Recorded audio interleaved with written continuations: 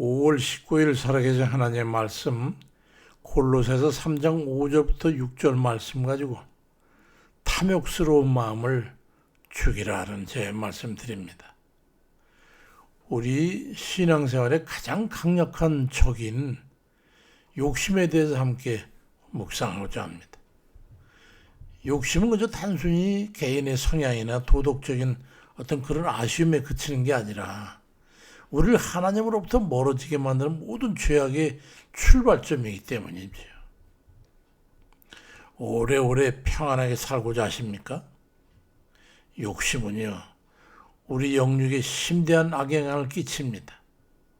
인간의 몸과 마음은 정교하게 연결되어 있어가지고 마음의 욕심을 부리게 되면 탐욕스러운 사람의 모습으로 외형적인 변형이 일어난다는 거예요. 그뿐만이 아니라 내면의 스트레스를 인해 가지고 신체의 치명적인 균형을 잃게 된다는 거예요.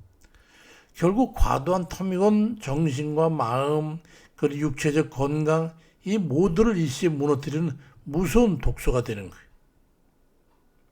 이것은 이탈리아의 범죄 심리학자였던 롬브로소라고 하는 우리나라 관상이라고 그러잖아요.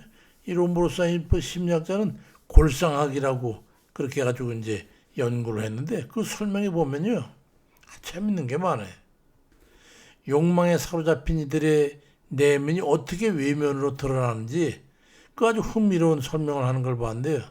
눈이 튀어나고 볼이 살이 찌고 눈이 게시물해지고 쌍꺼풀이 없어지고 뭐 이런 얘기를 해요. 그러니까 마음의 탐욕은 반드시 육체의 삶의 흔적으로 투영돼서 나타난다는 거예요. 그러니까 우리들이 보면은 대충 보면 저 사람 욕심 많게 생겨서 이런 얘기들 하잖아요. 그게 사실이라는 거죠. 세번의 성경 골로새 3장 5절에 보면 그러므로 땅에 속한 지체의 일들 곧 음행과 더러움과 정욕과 악한 욕망과 탐욕을 죽이십시오. 탐욕은 우상 숭배입니다. 이런 것들 때문에 순종하지 않는 자들에게 하나님의 진노가 내린다고 말씀되어 있어요. 사도 바울이 하나님을 의지하는 대신에 자신의 욕망을 신으로 섬기는 그런 자들에게 임하는 건 결국 영적 파멸과 하나님의 진노뿐이라고 하는 것을 그런 깊은 영적 통찰을 통해서 그들에게 경고하고 있는 거예요. 로마의 스토아과 철학자였던 세네카는 말하기를 가장 부유한 사람은 가장 많이 가진 사람이 아니라 가장 적은 욕심을 가진 사람이라고, 욕망을 가진 사람은 그런 명언을 남겼어요. 탐욕은 그 다음 단계로까지 전이가 돼서 문제를 일으키는 거예요. 욕심은 반드시 행위와 강해를 통해 가지고 다음 단계로 무섭게 전이되는 거예요. 사람이 한번 욕심을 품게 되면 그 욕망을 충족시키기 위해서 수단과 방법을 가리지 않게 되고 결국은 악한 수단과 방법이 강구된다는 거죠. 그 다음 단계는 결국은 구체적인 죄를 짓게 되는 자리로 나아가게 된다는 거예요. 그렇게 탐욕은 그렇게 행위의 강화를 일으켜서 야고보 1장 15절을 보니까 욕심이 잉태한 즉 죄를 낳고 죄가 장성한 즉 사망을 낳느니라 말씀하고 있는 바로 그 말씀이에요. 욕심은 영적인 잉태 능력을 갖추게 있어가지고 반드시 죄라고 하는 괴물을 출산하게 되고 그 괴물이 자라니까 나중에는 우리를 영원한 파멸로 이끌어가게 되는 거예요. 이 전이의 확장의 과정은 무섭도록 치밀한 거예요. 이 악한 마귀가 역사하는 게 바로 이 과정을 통해서 하거든요. 그러니까 우리가 어림도 없어요. 당연할 수가 없다는 거죠.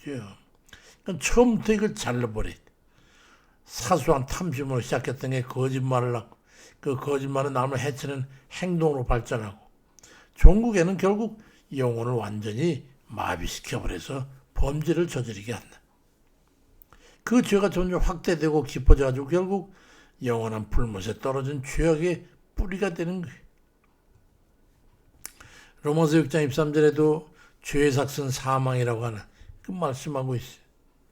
이스라엘이 출애굽해가지고 여리고성을 무너질 때까지 접경에 가서 여호수아 7장 21절에 보니까 아간이라고 하는 자의 얘기가 있는데 이 아간이 신하자의 아름다운 외투 한 벌과 은 200세겔 또 50세겔 중에 금덩어리 하나를 보고 탐내어 가졌다고 기록되어 있는데 그로 인해 가지고 그 결과가 어떻게 됐는지 기록되어 있잖아요, 성경에.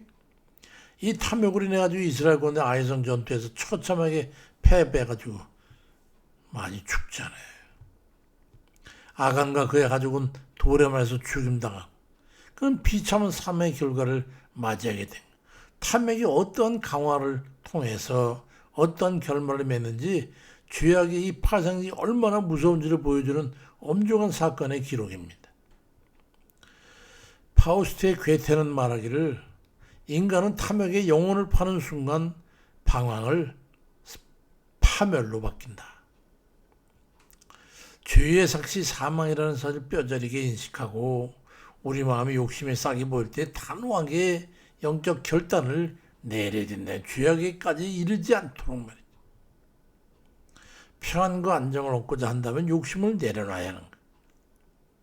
욕심을 내려놓지 않으면 신앙의 뿌리가 깊어질 수 없고 믿음이 바로 서지 못하는 거예요.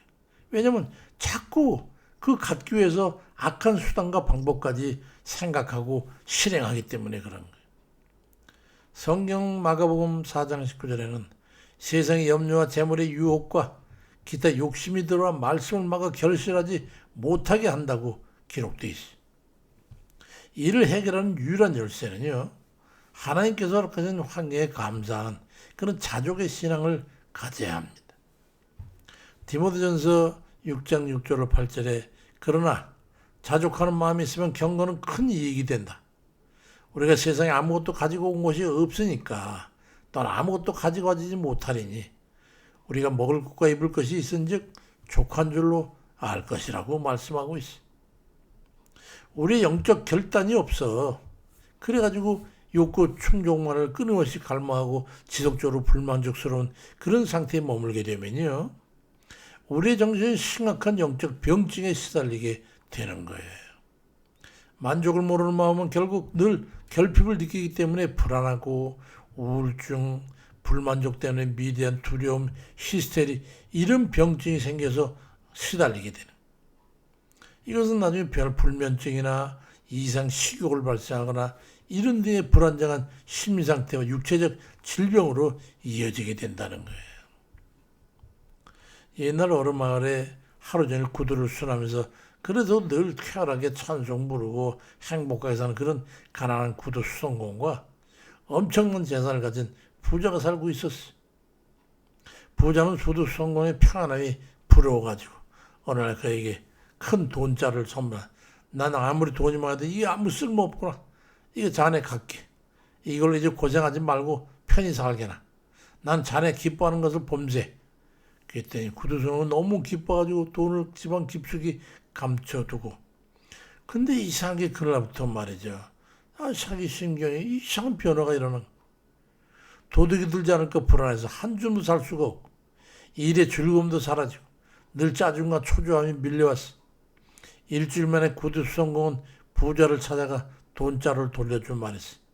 부자 어른, 제게서 이 평안과 찬송을 빼앗아간 이 무거운 짐을 다시 돌려드리러 왔습니다.